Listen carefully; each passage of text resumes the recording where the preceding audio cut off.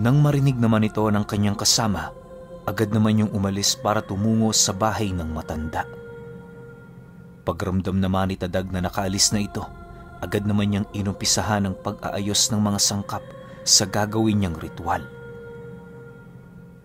Karamihan sa mga dala niya noon, binubuo ng mga dugo ng hayop, balahibo ng aswang at laway ng tiktik.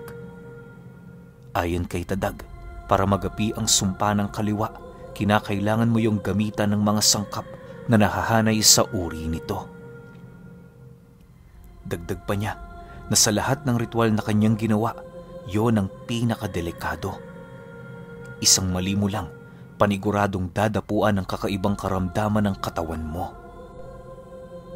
Lumipas ang kalahating oras, dumating na nga ang kanyang tauhan kasama si Manong Kamat. Pagsilay sa kanya nitong abala sa paggawa ng simbolo ng ritual, dali-dali namang yung lumapit sa kanya para tumulong. Hindi naglaon nang maisakatuparan na nila ang kanilang mga nais, agad namang pumwesto ang matanda sa kinaroroonan ng puno para bunutin ito.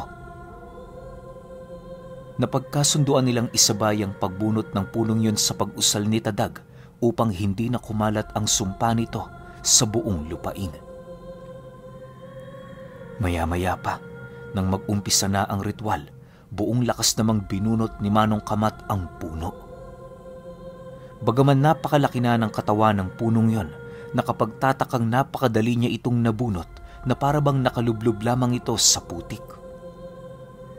Halos minuto lang noon ang dumaan matapos siyang maialis sa lupang pinaglalagakan nito. Pag-angat ng matanda nito sa lupa, agad din namang natuyot ang puno hanggang sa unti-unti na itong naagnas. Matapos naman nilang masilayan ang bagay na yon, minabuti nilang ilibing sa pinagbunutan ng puno ang kanilang mga sangkap na ginamit sa ritual. Sa pagbalik nila sa bahay ni Tadag, agad naman nilang nasipat ang 2 galon ng tuba na nasa gilid ng pinto nito. Dahil sa wala naman silang gagawin, nagpasya ang kanilang mga tauhan na mag-inuman. Hindi pa naman gaanong kalaliman noon ang gabi, kung kaya't kahit papaano, marami-rami pa yung oras sa pagsasaya. Nang makita naman ni Tadag ang ginagawa ng mga ito, napangiti lang naman siya habang nagwiwika ng, "Kapag inuman, inuman lang ha. Walang iyakan. Baka mamaya dyan, may magbahagi na ng problema sa kanilang mga pamilya." Nang marinig naman ito ng kanyang mga kasama, tumawa lang naman yon habang iniimbitahan siya. Dahil dito, hindi na nga nakatanggi itong si Tadag, lalo pat sa kanya din naman ang mga tubang iniinom nito. Binili niya pa yon noong umaga, kung kaya't hindi siya makakapayag na hindi yon matikman. Sa pagpapatuloy ng pag-iinuman nila, kahit papaano, unti-unti namang nababawasan ang kanilang mga problema. Si Tadag nagagawa ng ngumiti sa kabila ng mga masasalimuot na pangyayari sa lugar nila. Makalipas pa ang ilang minuto, nang papaubos na ang 2 galon, bahagya naman silang natigilan nang masipat nila ang pagdating ng anak ng kaibigan nilang Yumao. Paglapit ng bata sa kanila, agad namang inilahad nito ang kasalukuyang nagaganap sa lamayan. Ayon sa bata, pinapunta siya roon ng kanyang ina upang humingi ng tulong kay Tadag. May mga tao kasing nanggugulo sa lamayan, gawa ng nagpupumilit ang mga itong makita ang bangkay ng Yumao niyang tauhan. Ilang beses na din yung pinigilan ng mga taong naroon, pero nagmamatigas pa rin ito. Dagdag pa ng bata, maliban sa nanggugulo ang mga taong yon, unti-unti na ding sinisira ng mga ito ang mga lamesa at upuan na naroon sa labas ng kanilang tahanan. Nang marinig naman ni Tadag ang sinabi nito, agad naman siyang tumayo para puntahan ang bahay ng kanyang Yumaong kaibigan. Sumama din sa kanya ang mga lasing niyang tauhan upang masigurong walang mangyayaring masama sa kanya. Habang naglalakad sila, panay naman ang kanilang pagramdam sa paligid. Bago lisanin ni Tadag ang kanyang lugar, minabuti niyang pabantayan muna ito sa kaibigan niyang Diwata at Tikbalang. Maya-maya pa, nang marating na nila ang tahanan ng yumaon nilang kaibigan, doon bumungad sa kanila ang 5 lalaking nagpupumilit pumasok sa loob ng bahay. 2 dito ay mga binata pa, habang ang 3 naman pawang matatanda na. Nang magkatitigan ng grupo ni Tadag at ang mga kalalakihan, nasipat naman nila yung dali-daling lumalapit sa kanila habang nananatiling nakatitig. Maya-maya pa, paglapit ng mga ito sa kinaroroonan nila, agad naman niyang nasipat ang kamao ng matanda na papalapit sa kanya. Bago yun lumapat sa kanyang muka, buong puwersa naman yung pinigilan ni Manong Kamat. Hindi mareresolbahan ng kabutihan ng dahas. Ano man naggalit mo sa batang ito, mas mainam na mahinahon mo itong isalaysay. Tandaan mo, mas marami kami sa inyo. Di hamak na lamang kami kahit saan mang aspeto. Alam kong hindi ka masamang tao, kaya inaasahan ko na meron kang magandang rason kung bakit mo ginagawa ang bagay na to. Wika ni Manong Kamat sa matanda. Nang marinig naman ng matanda ang kanyang sinabi, agad naman itong binawi ang kanyang kamay. Sa muling pagsilay nito sa kanila, tumulo na lamang ang luha nito habang inilalahad sa kanya ang rason ng pagpunta nito sa tahanan ng yumaong tauhan ni Tadag. Ayon sa matanda, pinuno ng kanilang pangkat ang lalaking yon. Napilitan lang yung umalis pansamantala sa grupo nila dahil kay Tadag. Noong una, kampante naman ang kanilang pangkat na hayaan yon sa kanyang desisyon, gawa ng nasisiguro nilang meron itong malakas na pinunong pinagsisilbihan. Subalit, nang malaman nila ang tungkol sa balitang yon, hindi nila maiwasang tumungo ng personal sa bahay ng lalaki. Labis-labis ang galit na kanilang naramdaman noong mga panahong nalaman nila ang biglaan nitong paglisan. Dagdag pa ng matanda, kaya lang naman hindi sila kilala ng pamilya nito dahil hanggang sa mga oras na yon, nananatiling sikreto ang kanilang grupo. Matapos nitong maisalaysay ang kanilang mga rason, hindi mapigilang makaramdam ng lungkot ni Tadag. Bagaman napagbayad na nila ang mga may sala sa pagkawala ng kanilang kaibigan, tila bang hindi niya kayang matalikuran ang sisi sa mga naulila nitong kasama. Para makabawi ang grupo nila, inabisuhan niya yung pansamantalang magtrabaho sa ilalim ng poder niya. Hindi naman tumanggi ang mga ito, lalo pat alam nilang mabuting tao ang hahawak sa kanila. Lumipas ang araw na yon, mas lalong humigpit ang kanyang lupain sa kadahilan ng iniiwasan na niyang mangyari ang mga kaganapang hindi niya inaasahan. Pansamantala rin muna niyang itinigil ang pagtatrabaho sa mga aswang. Nang sa gayoy purong mga tao lamang ang naninilbihan sa kanya hanggang sa mga susunod na buwan. Alam kasi noon ni Tadag, bibihira lamang magka-interes ang mga nilalang na yon, lalo pat kung mga araw ng taniman sa kanyang lupain. Halos nagpapakita lamang ang mga ito sa tuwing sumasapit ang gapasan o hindi naman kaya'y malalaki na ang mga binhing kanilang inaalagaan. Habang tumatakbo ang oras, paulit-ulit naman ang pagpapaalala ni Manong Kamat ukol sa nalalapit na pagdating ng pangkat ng mga wakwak. Hindi naman yun nakakalimutan ni Tadag, lalo pat isa din yun sa mga bagay na kanyang pinaghahandaan. Isang hapon, matapos ang kanilang pagtatrabaho, tinipon niya pansamantala sa kanyang tahanan ang kanyang mga tauhan. Yung mga magsasakang walang alam sa karunungan ay pinauwi na niya sa kadahilan ng wala naman itong maitutulong sa kanya. Inabisuhan na lamang niya ang mga itong tumulong sa bahay ng yumao nilang kaibigan para naman kahit papaano makatulong ang mga ito sa pamilyang naiwan. Nang sila-sila na lamang ang natira sa lugar, agad namang inihayag ni Tadag ang tungkol sa mga bagay na nalaman ni Manong Kamat. Ayon dito, dumating na ang pangkat ng mga wakwak sa kanilang lugar. Kasalukuyan yung naroon sa parte ng baryo kung saan doon din pansamantalang mamumugad ang mga ito. Dagdag pa ni Tadag, hindi biro ang kanilang kahaharapin sa kadahilan ng binubuo ang mga wakwak ng mga gabunan. Napag-alaman din nilang nagtatangan yon ng mga malalalim na aral gawa ng magmula noong dumating ang mga ito, tila bang nakakaramdam na sila sa hangin ng animoy delubyo na malapit nang dumating.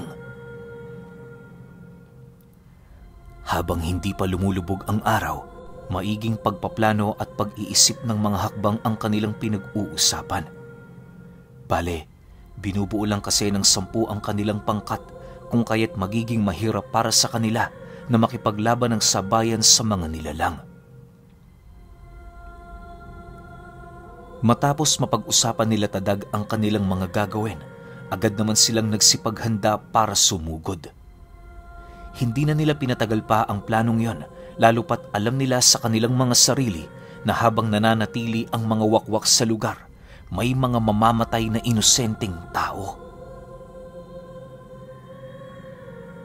Sa pagsapit ng 8:00 ng gabi, habang nagpapahinga na ang karamihan, dahan-dahan namang umuusad ang pangkat ni Tadag patungo sa nyugan. Doon nila piniling dumaan nang sa gayoy hindi sila paghinalaan ng mga taong nag-iinuman sa sentro. May posibilidad kasing maraming tao sa lugar, lalo pat may 2 patay sa baryo. Habang binabagtas nila ang daan, lahat ng usal na maaaring magkubli sa kanilang presensya ay ginamit na nila.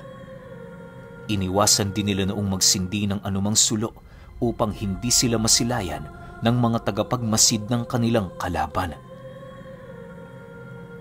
Maya-maya pa, pagsilay nila sa dulong parte ng baryo, doon tumambad sa kanila ang pinagtagpi-tagping kahoy at dahon ng nyog na animoy nagsisilbing bubong nito.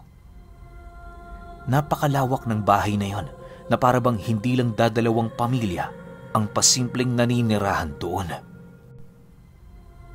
Sa pagpapatuloy ng kanilang pagmamasid, doon bumungad sa kanila ang halos humigit 12 nilalang na kasalukuyang nakaupo habang tulalang nakatingin sa buong paligid.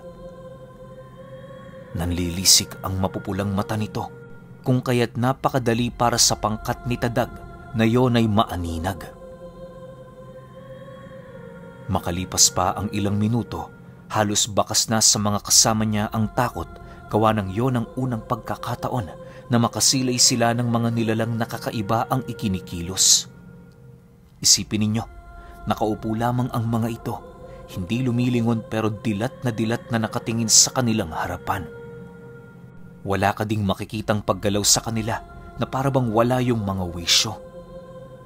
Kahit nga dapuan yon ng mga insekto, hindi mo pa rin yon makikitang gumalaw ng kahit daliri man lang. Ayon pa kay Tadag na kahit umulan na ng malakas noong gabi, tila bang hindi pa rin yun sapat para mapagalaw ang mga wakwak. Halos inabot din sila ng kalahating oras sa pagmamasid bago nila tuluyang masilayan ang 5 pang kauri nito na kadarating pa lamang. Paglapag ng mga nilalang sa lupa, doon nila nasilayan ang dala nitong bangkay na animoy magsisilbing pagkain ng buong angkan.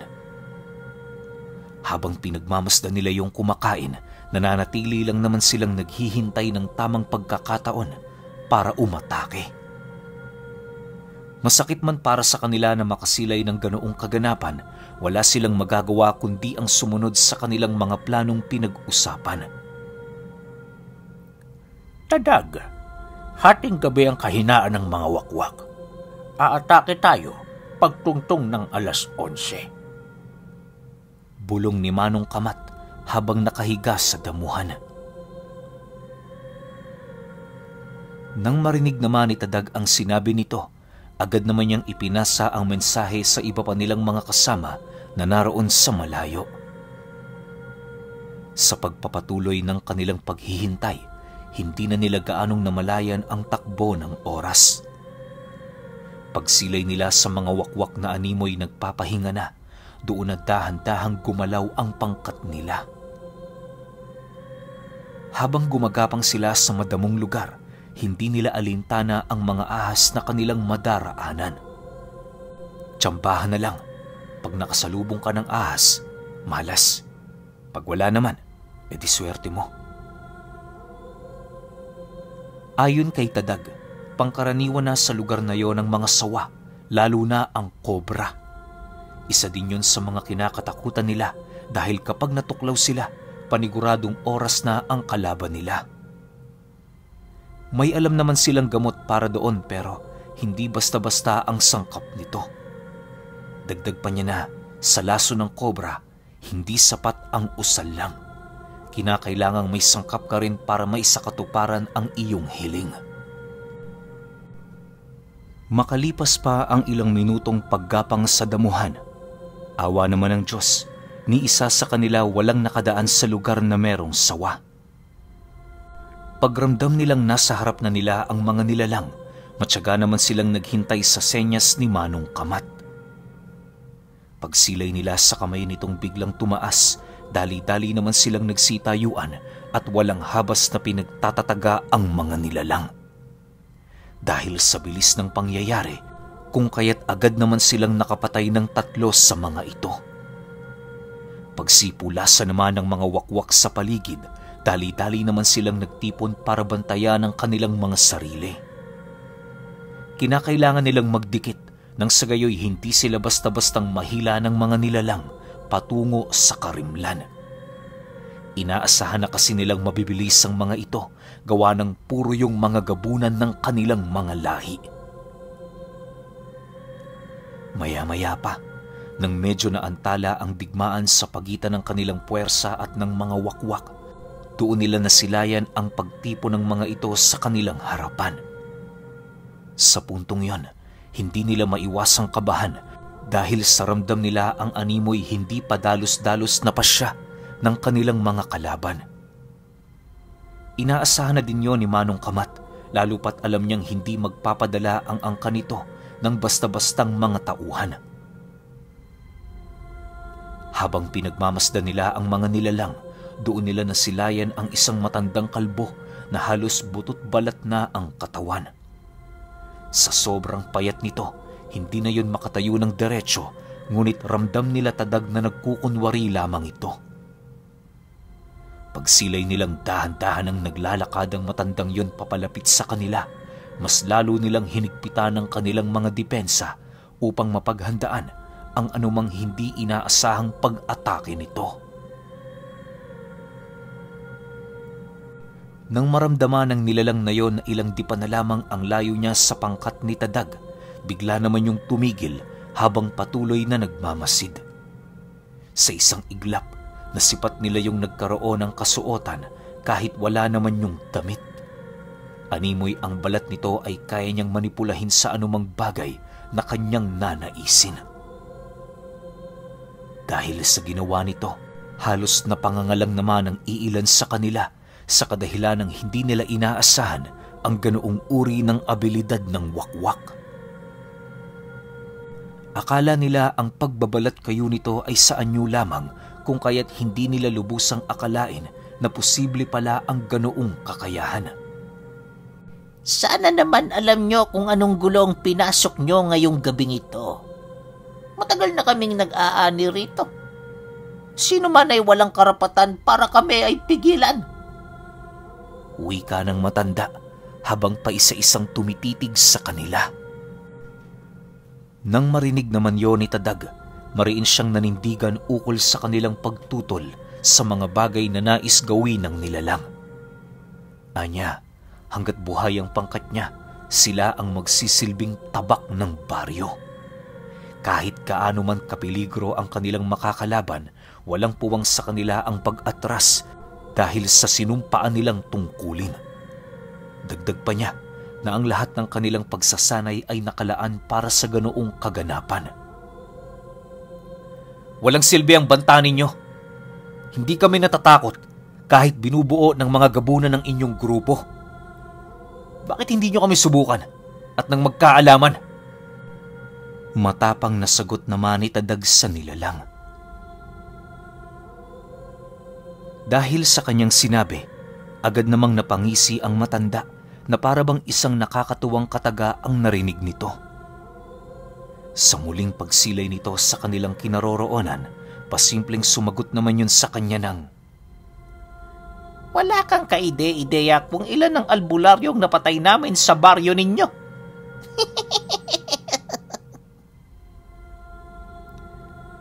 Matapos nitong makapagsalita, agad naman nilang nasilayan ang mabilisang paglundag ng mga wakwak. Sa sobrang bilis ng mga nilalang na yon, halos hindi na ito magawa pang masundan ng kanilang mga paningin.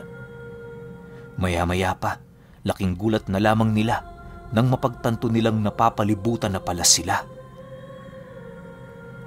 Bagaman nasukol na ang kanilang grupo, nananatili pa ring kalmado ang pangkat ni Tadag. Hindi sila gaanong pinanghihinaan ng loob dahil alam nila sa kanilang mga sarili kung ano ang kanilang abilidad at kayang ipamalas pagdating sa digmaan. Maya-maya pa, nang masipat nila ang mabilisang pagsunggab ng mga nilalang, agad naman nilang isinigawa ang kanilang mga binabalak. Bago pa man makalapit sa kanila ang mga wakwak, nagawa na nilang masindihan ang mga daladala nilang sulo na siyang naging sanhi upang mabulag ang paningin ng mga ito. Pagsilay nilang hindi na gaanong nakakaaninag sa apoy ang mga nilalang na yon, doon na nila ito sinubukang paslangin. Dahil sa ginawa ng grupo nila Tadag, kung kaya't agad namang nagsipulasan papalayo ang mga nilalang. Yung ibang hindi nakatakas, nagpumilit pang lumaban, subalit dahil sa pagtutulungan ng kanyang mga kasama, kung kaya't hindi naglaon na gawa na nila yung mapaslang.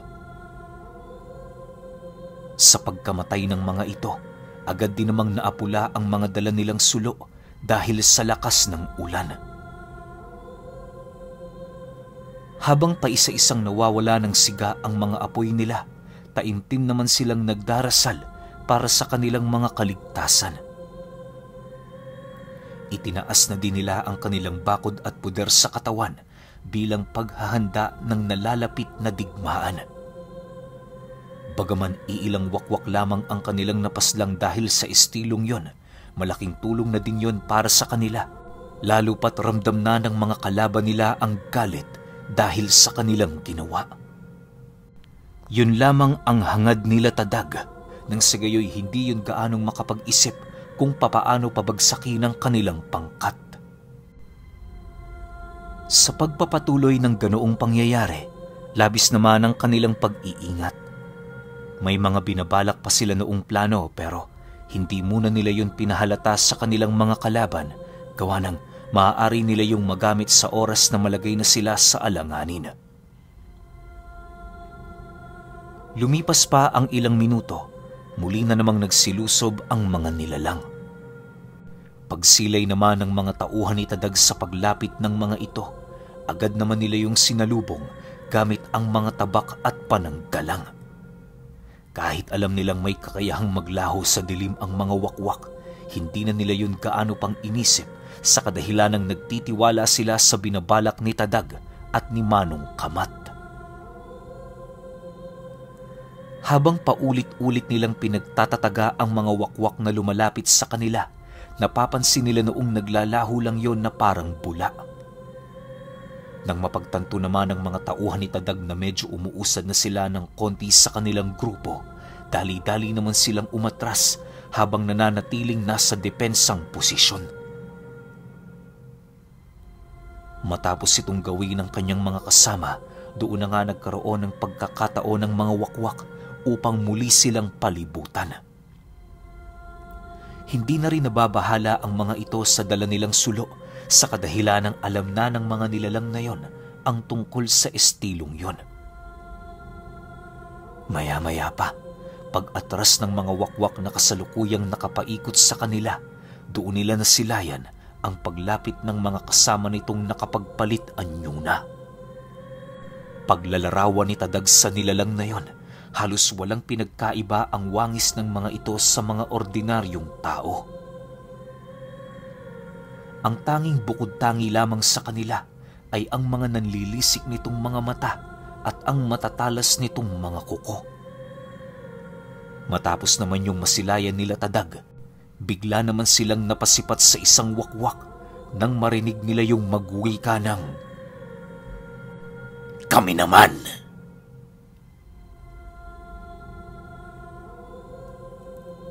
Okay, medyo kinakabahan ako sa sitwasyong kinakaharap nila Tadag ngayon ha. Tsaka sobrang angas naman ng wakwak na yon. Parang hindi sila natatakot sa presensya ni Tadag. O baka kasi hindi pa pinapakita ni Tadag yung presensya niya. Alam ko, karamihan sa inyo marami rin tanong. Pero bukas yung 16 tsaka 17. Pahintay na lang ako. Salamat.